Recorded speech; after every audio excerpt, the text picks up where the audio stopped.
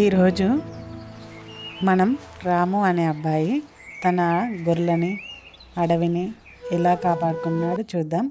అంతకంటే ముందు ఛానల్ని సబ్స్క్రైబ్ చేసుకోండి, లైక్ అండ్ షేర్ చేయండి. రాము వాళ్ళ బాబాయ్ వాళ్ళ ఇంటికి వెళ్ళినప్పుడు గొర్రె 2 పిల్లలకి జన్మనిచ్చింది. అందులో ఒక పాప సుస్థిగా గొర్రె పిల్ల బాగాలేదు, అది నీకు వేరే ఇస్తుంది ఇంకోటి పుట్టిన తర్వాత. ఓకేనా? నాకేమొద్దు, నాకు ఇదే కావాలి.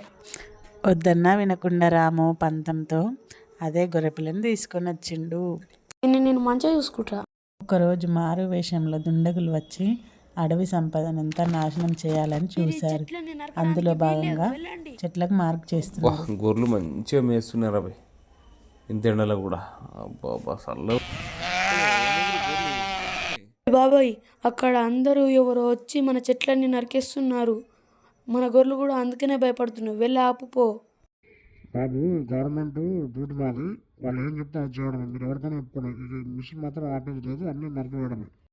ఓకే? వద్దు సార్, ఆపండి. ఈ చెట్లు మా పక్షులకి ఇల్లు, మా గొర్రెలకి ఇవే ఆహారం. ఆపండి సార్. To be continued.